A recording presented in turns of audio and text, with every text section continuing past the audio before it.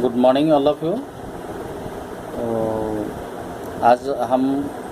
आज पढ़ेंगे जो नीड ऑफ इंक्लूजन। तो लास्ट लेक्चर में मैं आप लोगों को बता दिया था जो कॉन्सेप्ट ऑफ इंक्लूजन, और आज हम पढ़ेंगे नीड ऑफ इंक्लूजन। और नीड ऑफ इंक्लूजन का हमारा कई पार्ट है। तो इसमें से मैं जो पहला जो आपका पार्ट है तो मैं अभी डिस्कस करूँगा आपके साथ, जो modes the value of the next generation. तो इसका जो मेन जो चीज़ है, तो इसकी जो है student see the persons first and the disability, second student learn the empathy and to value diversity. तो इसका ये मतलब है जो नीड ऑफ इंक्लूजन, इसका मतलब है जो पहले हम सबसे पहले क्या करेंगे, जो सबसे पहले हम देखेंगे वो पर्सन्स को, उसके बाद देखेंगे उनका डिसेबिलिटी को। तो स्टूडेंट अपने आप को, अगर हम कोई डिसेबल पर्सन्स है, अगर हम अपने आप को उनके जगह रख के देखते हैं तो उनकी क्या तकलीफ होता है, तो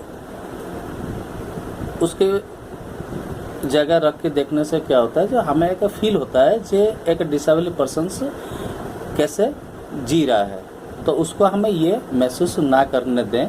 तो इसीलिए सबसे पहले हम उसको पर्सन्स को देखें और उसके बाद में उसका डिसेबिलिटी को। नेक्स्ट पॉइंट हमारा है जो provides opportunities for the friendship. The development of a friendship requires close proximity and the common experience. Keeping the children together encourage both objective students develop a comfortable way to interact with the student with the disability. Children with disabilities attend the same school as they are the neighborhood friends. तो इसका मतलब ये है जे provide opportunity friends, एक normal persons और एक disable persons आपस में से एक फ्रेंडशिप हो जाए और कॉमन एक्सपीरियंस करें और वो सेम स्कूल में पढ़े, ताकि उनको महसूस ना हो जो मैं एक डिसेबल पर्सन्स हूँ। तो ये एक अच्छी तरीके से, अगर मान लीजिए कोई एक डिसेबल पर्सन्स है, वो अपने आप को एक ऐसे फील ना करे कि मैं औरों बच्चे की तरह नॉर्मल हूँ, या उसके साथ जो अच्छे बच्चे हैं उनके साथ एक फ्रेंडशिप्स कर लूँ, सेम स्कूल्स में पढ़ूँ और सेम एक्टिविटी करूँ, तो वो उसको महसूस ना हो पाए कि मैं एक डिसेबल पर्सन हूँ, और उनका कॉमन एक फ्रेंड सर्कल हो जाएगा तो उनको महसूस नहीं होगा। तो ये रहता है क्या, ये प्रोवाइड्स अपॉर्चुनिटीज़ फॉर फ्रेंडशिप्स। और इसी तरह और हमारा भी इसमें से क्या है, और भी एक दिया है, और दो भी पार्ट हमारा और दिया है। Prepares individuals for the adult life, cultivates and register the learning environment. वो मैंने आप लोगों को 2 पॉइंट अभी शो कर दिया, जो moulds the value of a next generation और provide opportunity for the friendships. तो ऐसे ही ये 2 आप लोग बिल्कुल सेम है, वेरी सिंपल है, वो आप देखिएगा। तो दूसरी मैंने आप लोगों को क्या अभी बताता हूँ, जो क्या है, role of various professional for the childrens with the special need. और इसमें से सबसे पहले क्या रहता है, जो हमारा जो ये रहता है, फर्स्ट ऑफ ऑल जो role of counsellor. Role of counsellor का ये मतलब रहता है जो a school counsellor helps childrens in all way, be it academic, social, behaviour और emotional. They work the collaboration with the teachers, parents and special educator to create the healthy learning environment that makes the feel comfortable. They also help to provide specific solutions to children with the particular problems. इसका मतलब क्या होता है, जो role of various problem professional and children with the special need. सबसे पहले role of counsellor. Counsellor का क्या मतलब है? काउंसलर का काम ये है जो है बच्चे और पेरेंट्स और टीचर्स के साथ मिलकर एक वो अच्छा सा एनवायरनमेंट बना देते हैं ताकि वो हर क्षेत्र में से डेवलप कर सकते हैं और ज़्यादा से ज़्यादा वो कंफर्टेबल फील कर सकते हैं। तो ये रहता है हमारा एक काउंसलर का काम है।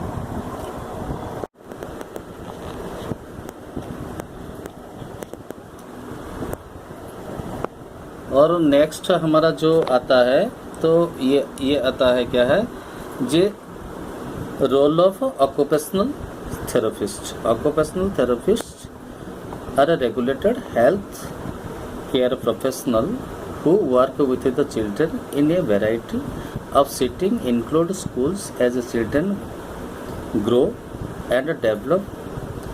They learn to do many things including taking care of themselves. तो इसका मतलब ये क्या होता है कि ऑक्यूपेशनल थेरेपिस्ट जो होती हैं तो वो हेल्थ केयर से क्या होता है हमारा जैसे हेल्थ केयर वालों ने क्या करते हैं, जैसे टीचर्स है, पेरेंट्स है, उनको अच्छा से समझा देते हैं जो बच्चों का मोटर स्किल्स, एवरीडे एक्टिविटी, ये सब को अच्छी तरीके से इम्प्रूव कर सकते हैं।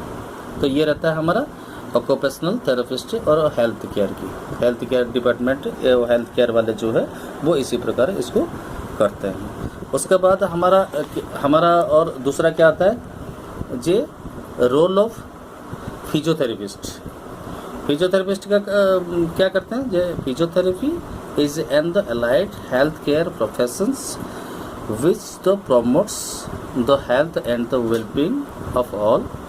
It aims to help of the maximize movement and the functions when some is the affected by injury, illness, developmental delay or other disability.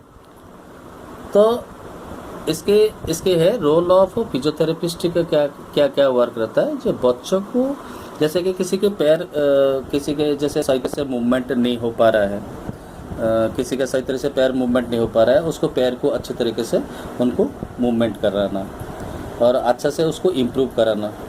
तो ये रहता है हमारा क्या, ये फिजियोथेरेपिस्ट का मेन वर्क रहता है। और दूसरी हमारा क्या रहता है, हमारा जे role of physical education teacher. Physical education teachers commonly known as the physical training instructor, जिसे को हम बोलते हैं पीटीआई, और PE teachers are the responsible for the education of primary and secondary school students in physical activity and the psychomotors learning. तो इसका ये है जे role of physical education teachers का उनका एक ये वर्क रहता है जे बच्चों को फिजिकल एक्टिविटी ज़्यादा से ज़्यादा कराए और स्पोर्ट्स, गेम्स, ये सब करा के उनको फिजिकल फिट रखना। तो फिजिकल फिट रखना ये रहता है हमारा क्या है कि फिजिकल एजुकेशन टीचर्स का वर्क। ये रहता है आपका role of physical education teachers का। ये जो पॉइंट्स मैंने बता रहा हूँ वो वेरी इंपॉर्टेंट पॉइंट्स बता रहा हूँ। फिर जब आप नॉर्मल हो जाएगा या स्कूल्स वगैरह जैसे चलेंगे तो ये आप लोगों को मैं सब एक पॉइंट जैसे मैंने बताया, needs of inclusion, provides of opportunities for friendships, और role of various problems professionals for the children with the special need, role of counsellor, occupational therapist, role of physiotherapist, role of physical education teachers. ये जितनी सब points मैंने बताए, ये सब points जो है वो अपने आप में एक स्ट्रॉन्ग पॉइंट, और इसी पॉइंट को सही तरीके से आप लोगों ने ध्यान रखना और उनको सही तरीके से समझना, और कोई प्रॉब्लम हो तो मुझे पूछना। लेकिन एक पॉइंट्स ये सब जब एग्ज़ाम वगैरह होंगे या जो भी कुछ होगा, अभी तो हमारा अभी हो सकता है कि अभी जूम क्लासेस वगैरह चलेंगे, अब सब सारे बच्चे, कौन कौन बच्चे लाइव आते हैं, जैसे आप तो पढ़ने के लिए तो व्हाट्सएप ग्रुप में सब सारा आ जाते हो, जब मैं कहता हूँ जे कम से कम एक टेस्ट देने के लिए सब ऑनलाइन आया कि फिर अपने आप हट जाते हो। आप सोचते हो जो हमें पता नहीं चलता है, ये सब पता चलता है, जो कौन ऑनलाइन आया और कौन चला गया, ये सब पता चलता है। अभी जूम क्लासेस वगैरह में से ये सब हरकत होगा नहीं। और जूम क्लास में से बेसिकली ज़्यादातर आप ध्यान रखिएगा, सिर्फ जो सब पॉइंट आउट और नोट किया जाता है उसको अच्छी तरीके से समझना, और उसके बाद आप जो कुछ जूम क्लासेस वगैरह फिनिश हो जाते हैं तो वो आप मैसेज करके कोई भी किसी भी प्रकार के कोई भी क्वेश्चंस पूछ सकते हो और प्रॉब्लम अपने प्रॉब्लम को सॉल्व कर सकते हो। तो ये मैं जो बता रहा हूँ ये ध्यान से सुनिएगा। Thank you.